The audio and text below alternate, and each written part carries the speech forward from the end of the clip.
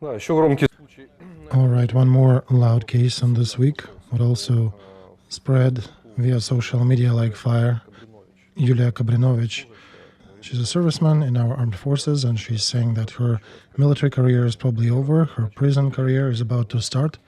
Her battalion is now accused, all 40 remaining of them are being accused of not fulfilling the order that was never given. The commander of a company is accused of leaving the position.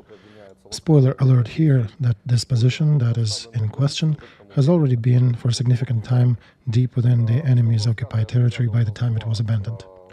Right, this is a 125th Brigade we talked about last week, the week before as well. They're trying to sue that brigade for leaving positions or improper defense of that position near Volchansk on the border with Russian Federation from the Kharkov district side.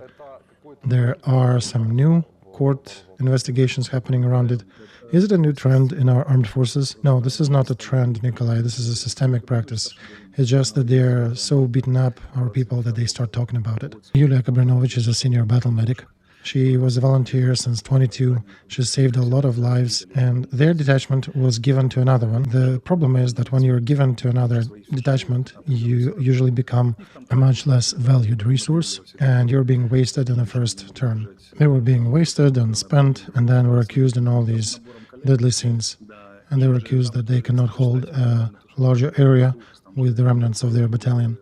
And what she is writing, this is rather horrible if you read through. The wounded were not evacuated, and there are many more deficiencies. And then they were gathered and they were offered a choice.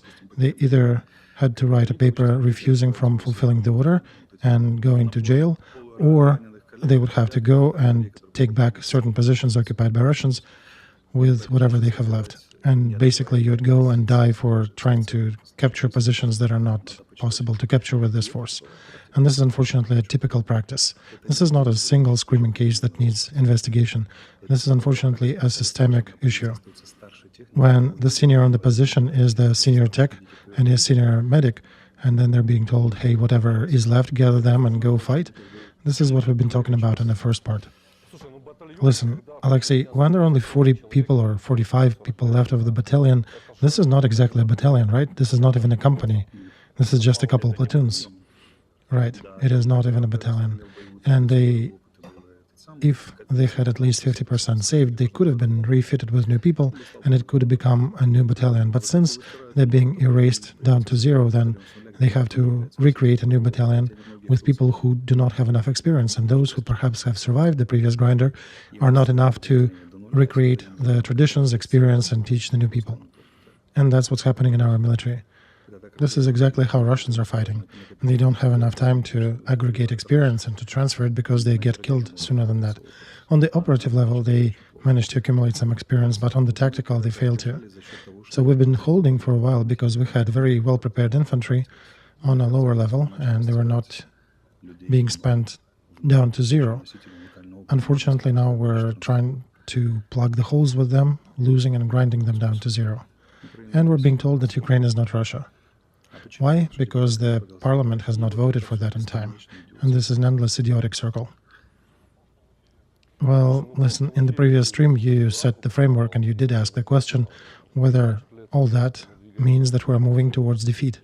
And these cases that we are bringing now at such high magnitude, they're basically markers, supportive markers of the idea that the only direction that I think we really are going with this is defeat, de facto. Or am I missing something? Listen, Nikolai, you have to be very precise here. Many people are happy about us getting F-16s or French Mirages, but the problem is if the whole body is sick, the whole system has the systemic issues. You cannot segregate a certain detachment or a certain group of troops where everything is fine. They will also be infected with this. So when we get new jets, we'll be using them with the same painful errors as we are doing the rest. Perhaps we'll have more professional fighters, jet pilots there, but overall the picture would remain the same. No Wunderwaffen will solve it. Of course, we'll get new opportunities, new ways to defeat Russians on the front. Aviation is a very flexible kind of defense forces, and they'll give us new opportunities, but if in general we're sliding in the wrong direction, even if you give F-16 to every fighter, you will not be able to change it at large. And the main problem we face is refusal to take lessons learned. And of course, we are moving towards the defeat. And it's not the destruction and taken of Lviv, for example, by Russians, most likely. But at least it's getting to negotiations from a very, very weak positions. And that results, obviously, in a rather weak agreement, where we'll have to give more than we would have otherwise. And besides that, these are losses. This is attack on our faith and our motivation. When armed forces, according to the recent poll, are saying that if I remain alive after this campaign, I will leave this country, and a significant part of our troops were saying that, then the next question is, who will be defending you next time? And it'll be more likely to happen the next round of this war, the more people leave after this war. Very few people are in the mood of 24th of February.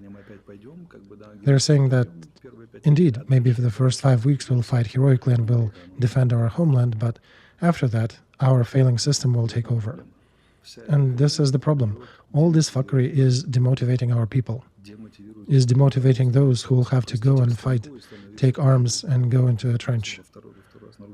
They're saying, I don't want to have anything in common with this system. And I do understand them. When for 110th time you're being forced to take the same grove that's nothing left of, down to the roots. Why?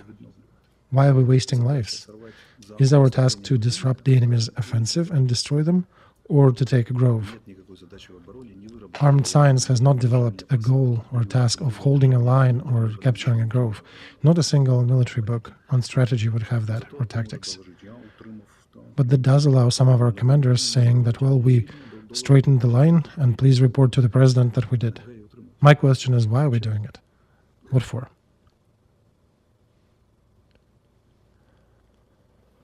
I have no words, Alexey.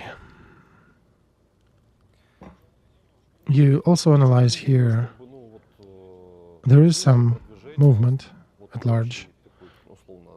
If we take a really high-level picture, and I'm probably picking the wrong words here, but it's difficult.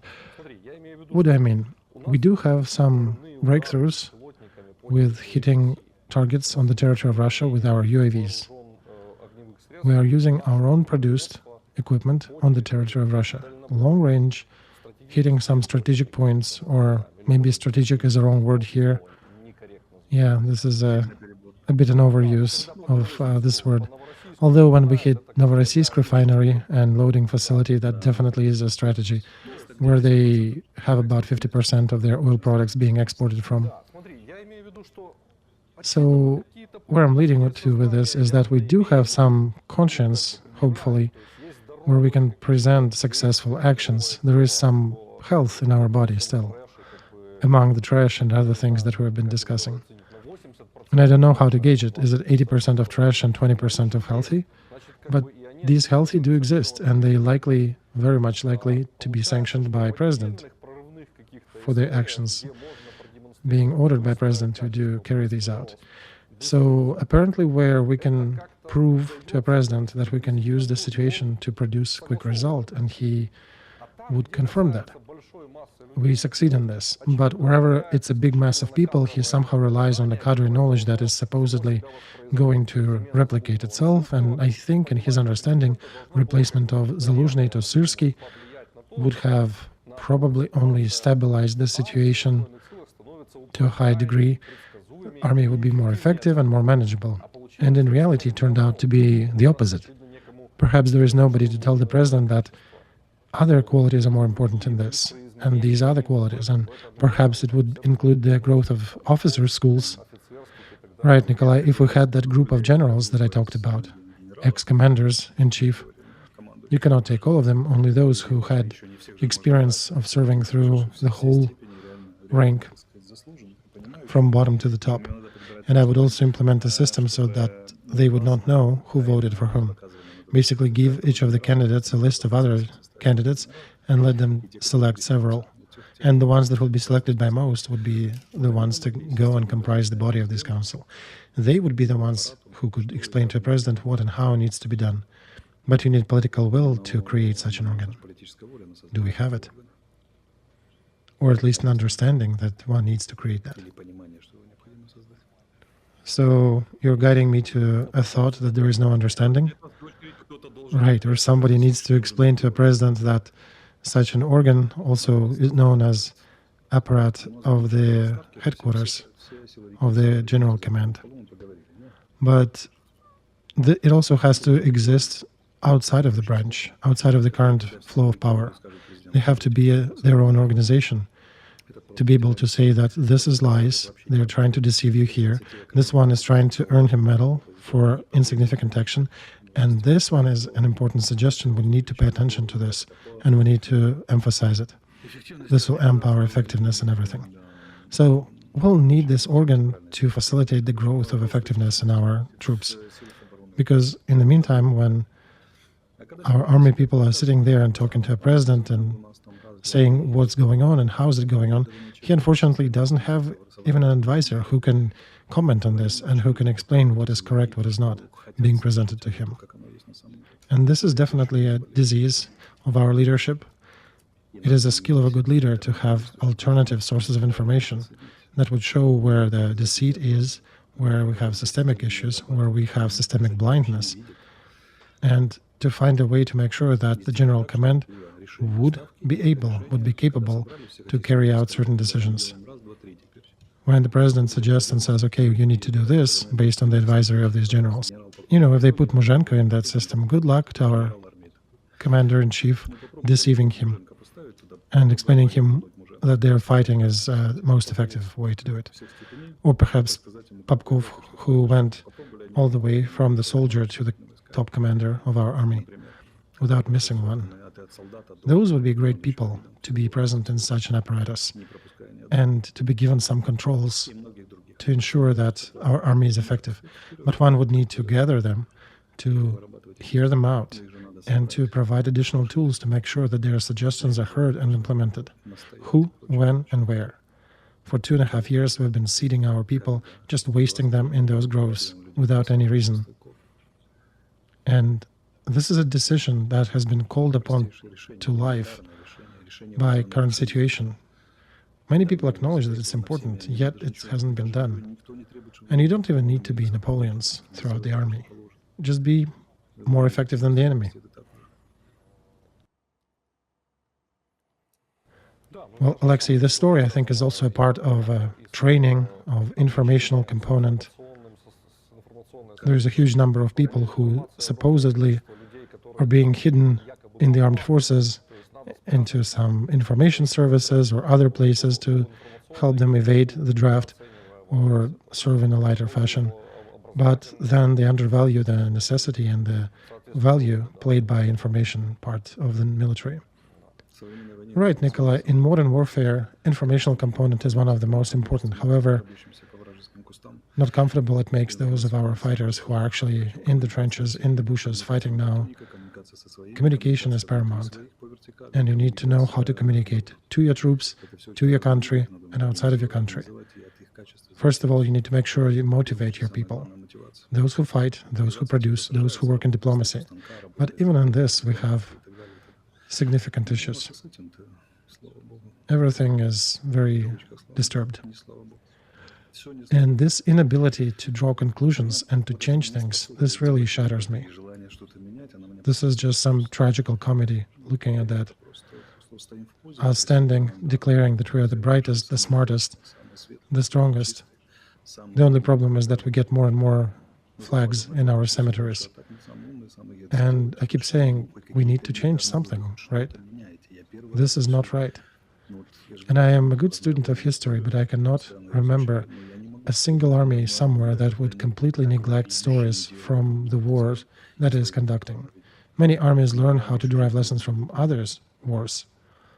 Israeli army, of course, are looking at our experience and are trying to implement. American military code got a lot of corrections to it, because it's more flexible, not like ours.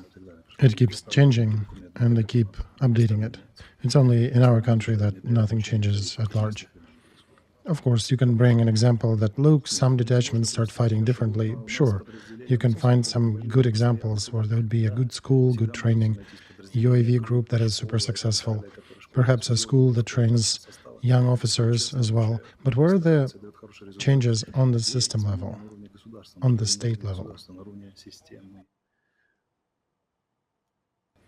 And also, let's say another important fact here that deserves notioning is that the previous president, President number 5, Poroshenko, technically has organizational capacity to, first of all, aggregate some retired generals with whom he worked.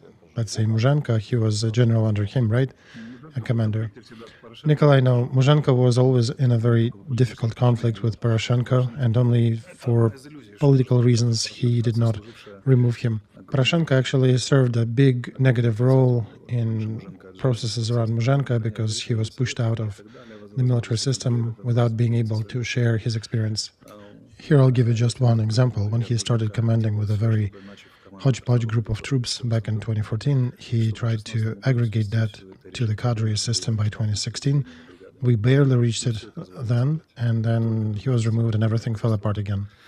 Muzhenko, Zabrodsky, there were several more, and Zabrodsky is also not really related now to the general circles. So there are always people whom you can gather. Right, Alexey, what I'm saying is that it seems we do not have political alternatives. We have political teams who have political factions, a lot of media resources, good communication opportunities. They do not create alternative projects, and they fail to point at systemic issues. De facto, they only create some PR for themselves on the problems with mobilization and demobilization. Right, they're afraid, Nikolai, that if you start criticizing the real core issues, you'll be written off as a Russian spy. Oh, right, Alexei, they are criticizing, but they're criticizing not the right subjects. They're criticizing in general. Right, they're criticizing very vague issues. Everything is horrible with the current state, right? But tell me the story. Why is it horrible, like we are doing here? Here is the situation, here is where it grows from, and these are the vectors. That is how it's going to develop, and this is how you can remedy it. Unfortunately, our opposition is not doing that. We have the ones who can dress up in camo, put on all the medals, and walk around with a bling, and with a very important look, tell stories that happened on the front or may have not happened on the front. When in reality, you do have access to a proper military expert. You can organize a body of them, and they will advise what would be the right way to address the issues that the army currently faces. You can have, as a shadow government, you can have your own shadow alternatives to the current government. In the meantime, you're still pumping glory to armed forces with your media and your methods, while that only exacerbates the issues because you lose the last opportunity to criticize things productively. Opposition is also power. Parliamentary opposition definitely owns power in each country. They're also responsible for expertise, for laws being adopted, for activities of different committees, for ringing all the bells and alarms. Why don't we hear them? Why in totalitarian Russia they have a lot of officers in high rank who can discuss on the television and in the open what is wrong with their method of fighting war, and that's in times when their country actually adopted a special article in their criminal code about discreditation of military. Yet they're still addressing the personalities of commanding officers, of what's happening on the front, what's happening with their troops. They discuss it rather freely, not completely freely, right, but definitely do discuss it. While we here in Ukraine are raising our eyeballs to the skies and saying armed forces. And only when the battalion commander, who is getting to social media and screams that he has just lost the 5th full rotation of his unit because of mistakes done above, the thing is still done. And it's a great thing that we're supplying UAVs and other things, and our opposition also buys those UAVs and other equipment for different troops. But what about posting the real questions, the real hard questions about things that need to change in the armed forces? They took the slogan army, speech and faith, but they still failed to address the army element of it. If you need to address significant issues within the army, you need to start criticizing elements. You'll be breaking relations with some generals. It'll be more difficult for them to pull generals to their side when needed. That's why they're quiet. They care about their ratings, not about the country. Yeah, there was a strange case there that supposedly Poroshenko party people refused to come to the party event because they were afraid that they will be mobilized. Well, we cannot really determine the truth about this piece of news, but Nikolai, as a critique of opposition that they're failing to provide productive criticism, while Mariana Bezugla is doing that, technically this is job of opposition to do that, not hers. She's part of the Zelensky's party. And who is in opposition now? The member of the ruling party Bezugla and Arestovich in exile? Anybody else? Who is systemically criticizing issues of our military? They do have a lot of issues. A lot of our friends and relatives are dying because of these deficiencies. Where is our brave opposition? Let them come up with the head up high and address the society that here we have army specialists, best military specialists in our country who suggest we need to do this and this to correct these issues. For example, discuss whether we should switch to divisions and army system. What does Poroshenko and Timoshenko think about it? Because they are ready to scream about demobilization and add 1,500 amendments to the bill to prolong the adoption. But what about the real changes of the army structures? Any ideas? Any suggestions? Then what kind of opposition are you? Why are you telling us fairy tales that you're ready to replace the party in power and fix everything? We would love to see a discussion on the key matters. War is the most important issue we're facing right now, so we would love to hear their opinion on this. Unfortunately, there is nothing. Right. There was also another news. I think it's important that the largest discussion related to the matters of reservation from being mobilized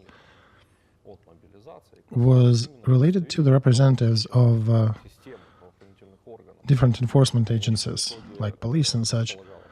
At first, they talked about reservations, then the news came about that they have 100% reservations from serving in the military.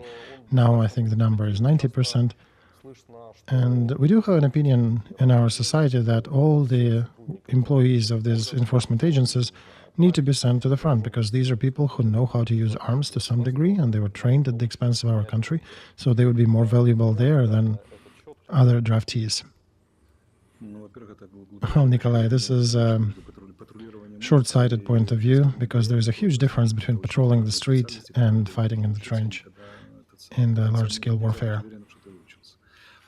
Police who actually went to the front, they do fight pretty well. We did form several brigades back in the day, early on, and military do praise them. Police does show that they are paying with blood, and they are contributing to the overall victory. They learned different specialties, they're using UAVs, and as a light infantry, they're fighting rather well. Unfortunately, it is just one, but they do use it, and volunteers from police system actually get sent there, and different special forces within police are being sent there. And those police that were called plastic armed forces, they actually are not so plastic, they're fighting fine. So they do fight on the front, and they also have a big function to carry out in our country. And this service is difficult. Perhaps it is not as risky as in the front, but it is not an easy one. And somebody does have to perform it. And that blanket approach, let's bring all the enforcement agencies to the front, it just outlines that our people fail to understand how does the state work. And they're just rather upset and hysterical about the disparity between those people who serve on the front and those who are still in the back. And despite the public opinion, those people who are fighting in the trench, they are important, but they're not the most important. There are others who actually pilot UAVs, those that cause a lot of damage to the Russian Federation. There are also cooks who feed, each of them feeds at least 30 people, right? There are a lot of different positions that perform. And I'm rather upset when I hear these opinions that, oh, those guys in the command or those guys in logistics, they do nothing. That is wrong. General command determines everything, how you will be fighting, whether you will remain dead or alive. With your rifle, with your machine gun, you cannot win the war. It all comes down to the command structures. Unfortunately, we have very poor communication from our government, Who is performing what duties? Why is it a bad idea to send all the DAs or all the policemen or all the border guards to the front? This is also part of communication matters. If these questions are being asked en masse, somebody needs to be answering them. Somebody needs to be providing proper answers to the society. Who? Do we have such a figure? And it would be actually rather easy to gather military and police on the same press conference and let them answer the questions. And let them answer the questions and the opinions about police from the military and opinions on the military from the police. If military came out and said that police is a friendly structure that are helping us to solve these questions, and police would have come out and said, look, we do appreciate what our military armed forces is doing for us, and we actually have our own brigade that we dedicated to the front, we donated to the front, but our functions are different, and this is part of the internal communications to explain to our citizens, so they would not be arguing that those fat-bearded policemen on the streets are not being drafted while I am. Somebody needs to be explaining that. Do people understand even? I would put this question this way. Does anybody in our state management understand that these matters need to be answered? Right. As you said, if we're looking at the schema that was uncovered by Mariana Bezuglia, then this whole story with hysteria, that somebody needs to be dragged somewhere, the story turns out to be rather speculative, to just pump out those monies from our society, from people who do not want to be drafted. Yeah, that's the problem, Nikolai. This is one of the major functions, right? Alexey, if they don't do other more effective methods, right?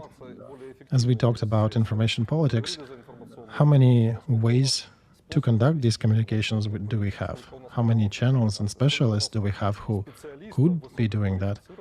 But now they have to develop their business and social media and create their own communication channels. They technically can reach every person in our country, and every one of those 20% that supposedly are still interested in volunteering for the army.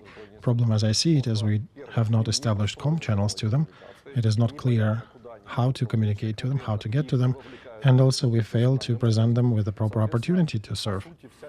And unfortunately, our system seems to be busy not with finding them and establishing these means of communication with this group, but busy in just scaring everybody to make sure that people pay money to not go. Right, Nikolai? Or at the very least to send somebody to the front who doesn't quite want to go there. And oh yeah, we're in a difficult situation when people who want to serve, they are not being listened to and they're not being addressed. And those people who do not want to serve, they're being hunted. And I understand somebody may say that it is so easy for you to discuss these things from abroad. There are no excuses here. That's the problem. If a surgeon cannot remove a certain tumor or conduct a certain operation time and time again and his patients are dying, there are no excuses. You either have to replace the surgeon or to train this one to make sure he knows how to perform it. Why is it continuing to go on the declining slope? Where have you seen that the army, after fighting for 2.5 years, is now having less experience or making poorer decisions than back in the day? Everywhere in the world they do learn, only in our majestic country we do not. All right, we have another good speech from Congressman Venislavsky about mobilization and volunteers. He says that if a person was drafted, he is mobilized. If he came as a volunteer, he has a right to sign the contract for military service, and then he becomes a volunteer person who joined armed forces by contract for 1 year. And then a journalist asks him, is it true if he doesn't want to continue? He doesn't have to. Venislavsky answers, yes, we have reviewed that, and that is true. All right, so Nikolai, do you think he can show a specific link in the bill about mobilization to that statement? This is probably the most important information that one can imagine, that if you sign a contract for a year, you can actually leave the army and not be drafted again. This is fascinating news that a lot of people would be induced to go join the armed forces now under. This is basically a fantastic message that those people who've been fighting for 3 years cannot leave the army, but the one who signs the contract for a year now will be able to leave. So going back to communication, Nikolai, people who've been fighting in this army since the beginning of this war, they will have to fight till the end of it. And those people who signed the contract apparently can leave after a year. You know, there's the whole army going to switch the contract now, if it is indeed so. And those who haven't signed the contract yet, all those mobilized, will gladly switch to the contract. Because, you know, if the war lasts for another 2 years, 3 years, mobilized will have to serve throughout that time, while contract people can have freedom to leave then, according to the congressman. Right, what is it? How can we qualify that statement? I have no idea, Alexey. It's difficult to qualify even if it's indeed is a norm by law now, or whether if there's a different norm and he just failed to deliver it. Well, there's the third option, Alexey, that he just invented the whole thing. I suspect, Nikolai, he probably was caught without being prepared, and he made this statement without really digging into the depth of it. Or perhaps he meant had some good intentions. He meant some part of this bill, but I don't think he interpreted it right. Look, what Ukrainian society is, our Telegram channels and media are filled with what? With our FPV drones hitting new Russian tank, us hitting S-300. Watch, the drone camera got it. And everybody is happy and watching it and clicking the like button.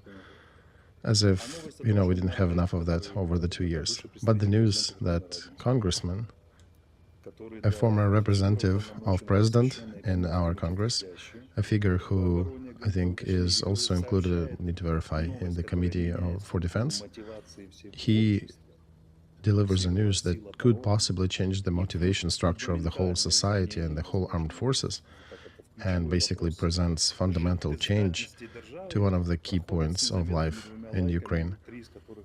And it goes with maybe 3 likes, very unnoticed, and some of the reactions are laughing. That just shows that everything in society is flipped upside down and people fail to see really important news from nothing. And basically omitting the whole piece of news where apparently you can serve only for 1 year, right? And instead they'd rather watch another Russian tank being hit. Sure, it's important to destroy a tank, but the structure of motivation, the structure of conscription to the army is a very different thing and very important thing. So this is another example of where our society needs to be trained more, because they apparently were not explained what it is really and how to gauge these news. They know how to be happy about shooting the target, but they still failed to process that statement, or that we sunk some ship and they were all celebrating, but apparently later comes another news that, well, we didn't somehow. But we will eventually. Yes, Alexey, I got the confirmation here. He's a member of the National Security Council for Defense and Intelligence. And he also said that Parliament and the government will not be implementing electronic notifications for draft and will not be sending them in the electronic mailbox of that app that they requested everybody to install. Well, fantastic. I'm just a little skeptical here, because very often after these statements, maybe a month later, it does come to life, as with many other things has happened.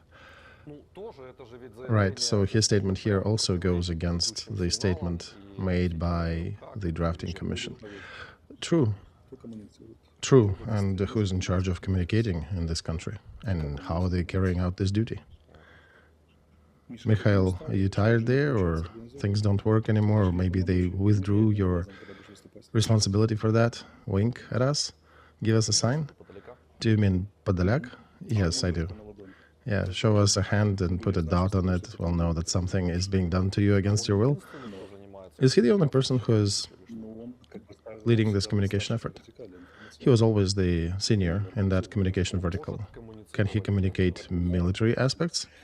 No, he cannot communicate military news, but he can organize the system so that military would be communicating their elements of data.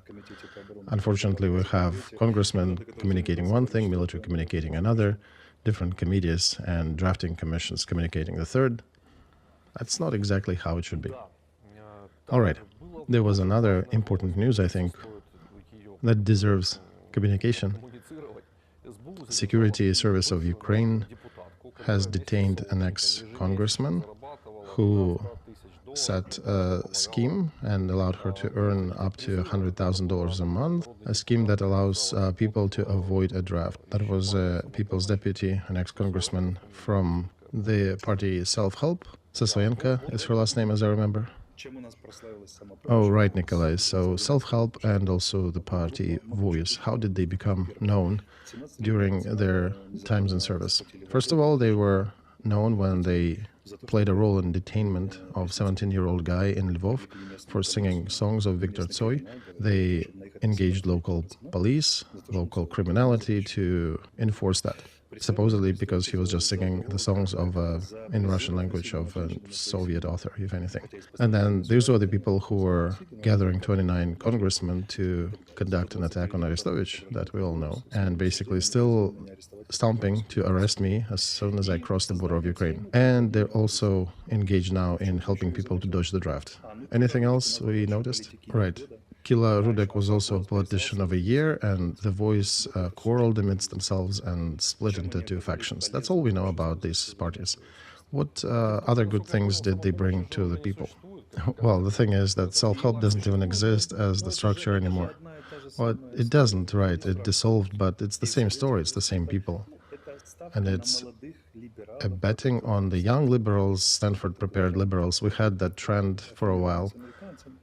Those who are affiliated with Americans, sort of a new face of Ukrainian politics, with the messaging of that caliber. And they're well known for protecting the city of Lvov from 17-year-old, and they created a scheme to dodge the draft and made hundreds of thousands on it, right?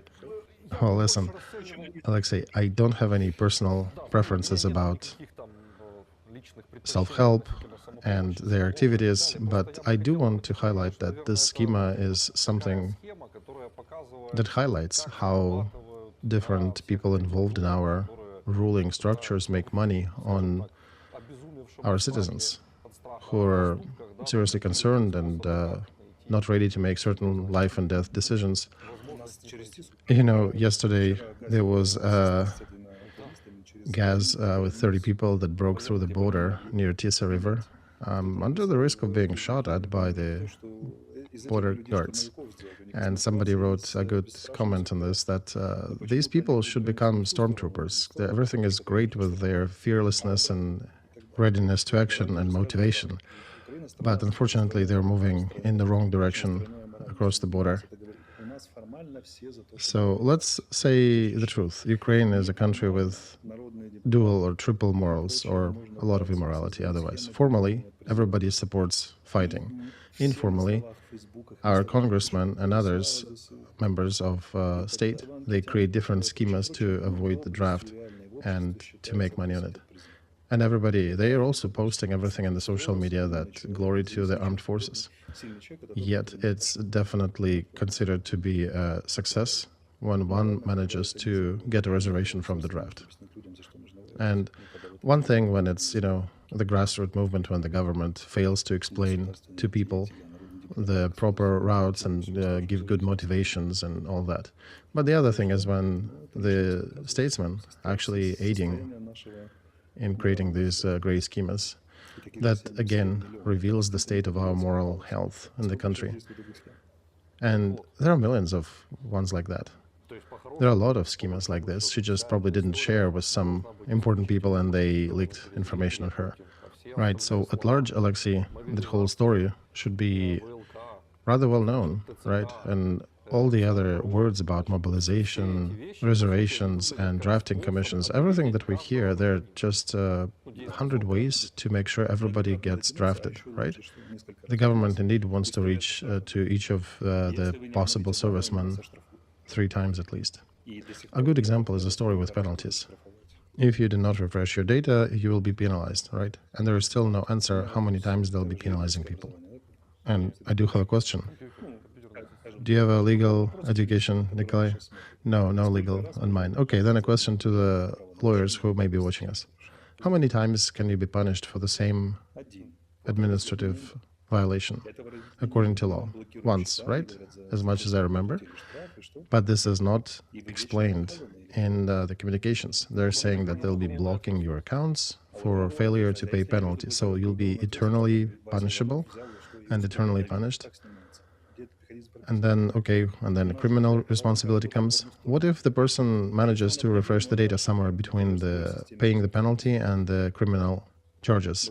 What if he manages to do that? The system will fail to recognize it because it all works as a funnel in one direction in our state. And what if it's a software glitch? I registered on the first day in that system, but I cannot access it now, right? Because of some software issue, right? So this outlines how many things are done in our country. And each of the problem, however, has a personal responsibility on somebody. There is somebody personally responsible for fulfilling this task. But unfortunately, in the current system, they cannot punish people for failure to produce results or carry out their duties. Remember, I was giving an example from the times when I was back in the president's office before the war, and we had a meeting about adding some barbed wire to the border with Belarus, and we were thinking that probably in 30 days, with a certain length of border being protected, we should cope with it. 3 days passed, and we re-verify what's happening, and we only barbed wired 8 kilometers. Should have done 36. I raised the question, okay, so who was punished for that failure? And there is a big pause at the table, and they're looking at me, all those generals, asking a question, how are you going to punish them? They will stop working then completely.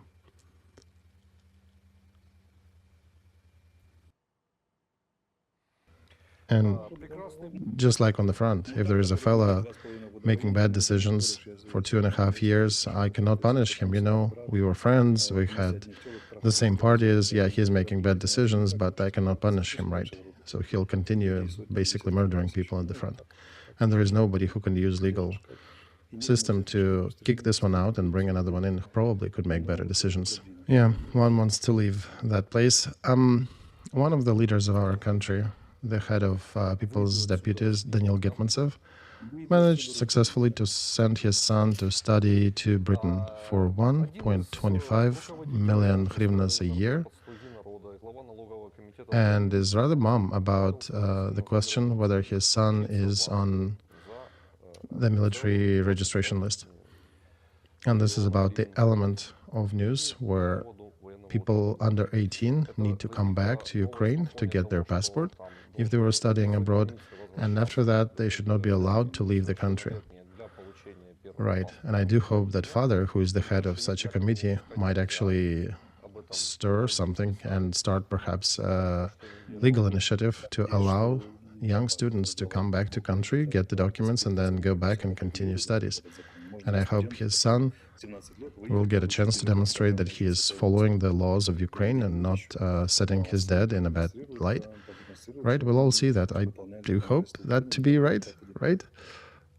Some serious sarcasm here, but do we really believe that the son of Getmantsev will indeed follow through with the bills that his dad participated in voting for? Very good question, Alexey. People, please write something in the commentary about this. Let's see what you think about it. All right, next we have a statement about the energy systems in Ukraine. A lot of people are concerned. Ukrainian Hydro Energy, direct speech of General Director of that organization. He was talking about indecisiveness of foreign partners to provide needed aid in energy systems. And he's saying that this indecisiveness that takes 1 or 2 months, they will have serious consequences. We will not be able to restore damages because every equipment that is damaged, unfortunately, not all equipment is being prepared in Ukraine. And across the border, it takes from 6 to 16 months to get certain parts produced. And we understand where it's going to. It goes to energetic catastrophe. And I, once again, should highlight that the world needs to react to these things as soon, as quickly as they can. And if right now he's saying we do not have energy for 8 hours during the day, he is warning that in winter we may have energy only for 8 hours during the entire day. And that's still a somewhat optimistic option, as he says. With all that, in the fund dedicated to aid Ukrainian energy systems, we have over 500 million euros. And I don't understand why partners, according to him, have not done something. I think according to the money, we were provided with what we need. Or is it not so, in your opinion? I'm not a specialist in the energy systems, Nikolai, but let's see what Prime Minister Denis Shmyhal posted, reporting to the statement by Mustafa Nayem, who was supposedly covering and responsible for providing defense for energy systems. And they were given 50 billions, and they were apparently siphoned somewhere. So what did he say about it? And just to remind you, 50 billion is as much as Ukrainians have raised for the armed forces during the years of war. So he noticed a comment that we still do not have enough information about where did the money go that we already gave them. And this is about the defending energy systems, specifically the energy transmission systems. So if we have sent 50 billion hryvnias, that's over €1 billion to God knows where, then you think we can deal better with those 500 millions reserved for defensive energy systems? Mustafa Nayem and his whole gang did what today? Right, they resigned. And this is the best verdict to how we were working with our energy systems. I don't think our partners are the ones to blame, or they should be coming here and building the distributed energy systems. They did warn us about the need to do that. And in Khmelnytsky, I heard they built distributed energy systems. The light is still there, the energy is there, and they're actually generating enough, so they're giving additional energy to the settlements nearby, to the villages and smaller towns, so they provide enough for themselves. So apparently it's doable. If one district managed to figure it out, why not to scale that? Why not to do that throughout the country? Instead of this, we are dumping money into construction of 2 new nuclear reactors on Khmelnytsky power systems, nuclear power plant. And I'm sure somebody will get good bonuses from it. And apparently, again, we will have a lot more generation now, but we don't have still the distributing networks. We already have generating more. Our problem is with smaller stations, with smaller generations and distributions. The ones that would compensate the spikes and the level of physics that you acquire in school would give you enough data to understand that issue. And we do have Kurtiv and other specialists in our streams explaining what needs to be done and what's the best way to do it, but somehow it is not being implemented. Why the transcript from the meeting between the government and Nayem and his energy people has not been published? What's so secretive about it? We've been always publishing these transcripts, and this one is for some reason is made secret. So he resigned. Okay, will anybody bear responsibility? Will he be drawn into any criminal prosecution as the result? Right.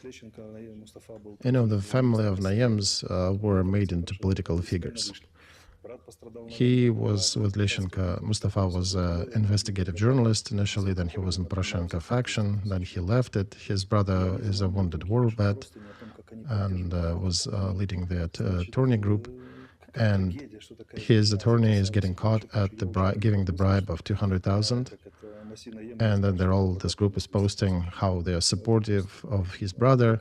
And it's so tragic that such a snake somehow got into their company. And I'm really skeptical about Maxim Nayem not knowing that his colleague was involved in this gray schemes of bribery. And then all these moral leaders of nation, how they all start writing letters to defend Nayem. Defend whom? Those people who are lying to you in your eyes?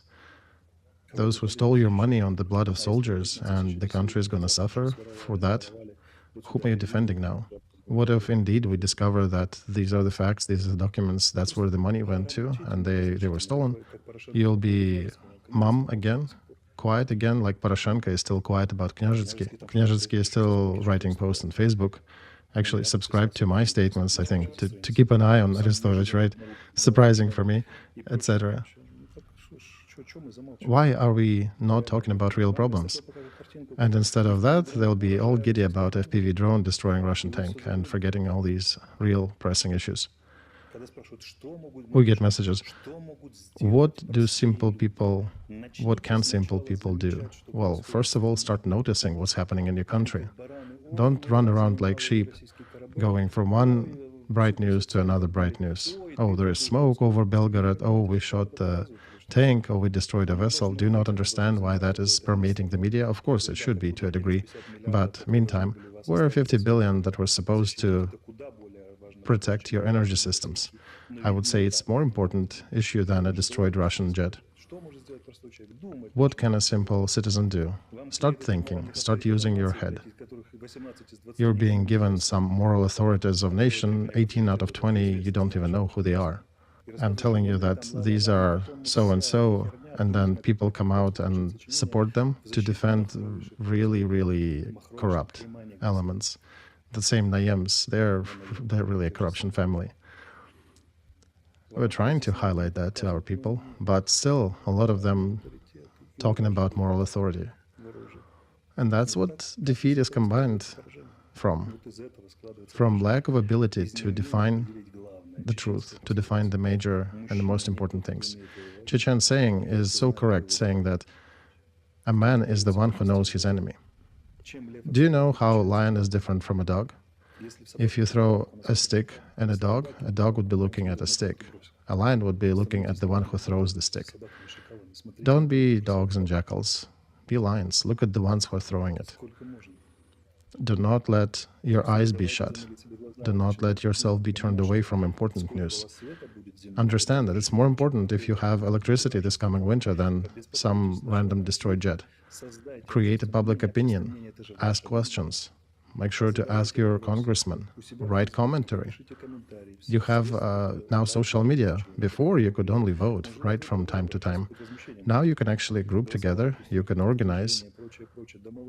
And then after that, after you've carried out and addressed all the major issues, then you can watch those things about successes on the front with FPVs and shooting down their jets.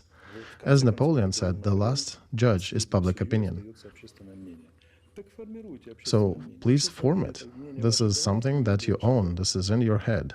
And all the corruption years are dependent on your public opinion. One needs to form that and make sure that it becomes a public opinion. That's what people can do.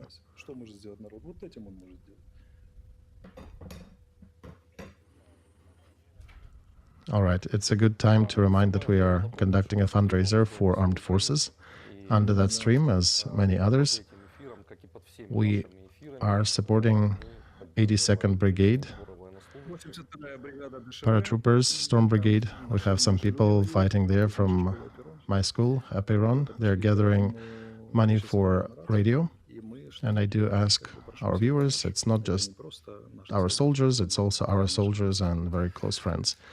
So I think we gathered 100,000 from 380. We usually close these fundraisers during one stream, so please help. And if you think that your 10 hryvnias or $1 would not be enough, I would remind that that's the usual amount that people transfer. Usually it's 10, 20, 50, 100 is rare. So it's usually being gathered by groups of people. We're many, we're plenty. That's the power of your public opinion. And it's easy for all of us. Yeah, 10 hryvnias, 50,000 men watching us. Exactly, you can get 500,000. Everybody's participation and certain discipline in this regard is very important. It's always good to support with a little bit than to not support. And perhaps wait and somebody will send 500,000. All right, Alexey, a lot of news. This was a very fast-moving, fast-paced 2 hours. Right, Nikolai, we skipped on all the international news, but I was ready to skip that because internal issues today, I think, are more important to discuss because it was a week of military news. We can talk about international news next time. Also, you know what? I wanted to ask you, and I think it's an important moment here, about Israel. That story that the leader of opposition is leaving the coalition government, and that coalition is falling apart. How do you think, is it threatening and destabilizing for Israel? Well, this is an issue because legitimization of government is hanging in the air after that. He demanded an answer, what is going to be done with Gaza, and the final strategy was not provided. And one can plan only when you have the final goal. Netanyahu did not provide that, and the leader of opposition left. He is actually an ex-leader of the General Command, Minister of Defense. He's got a control package, and of course there is now a parliamentary crisis, another one. Whether they'll conduct elections, we don't know, we'll see. But my resume is simple. If you cannot provide strategy, it's a reasonable way to pause and say, I'm not going to buy a cat in the bag, and I don't want my forces to be used for the goals that have not been stated. And I don't want to be participating in the final result that I was not made aware of. And now compare his behavior with your behavior, dear viewers. Are you sure that you're not being sold a cat in a bag? And we know everything about energy systems, defense, future peace agreements that will eventually be there. We don't know anything. We're the country of these cats in the bags. And we just get those TV screens inside the bag or on the bag that are showing us that, hey, these are the tanks we destroyed. But nobody really looks inside the bag to get the details. You just look at the memes being offered. That's how they manage you. Thank you, Alexey. Very important analogy, I think, in regards to our events. Once again, thank you for the stream. Guys, do not forget to subscribe to Alexey's channel, to his Telegram and Instagram. Subscribe to Alpha Media, and of course to the Privateer station if you're listening or watching that in English as we continue bringing you these news. Have a quiet night.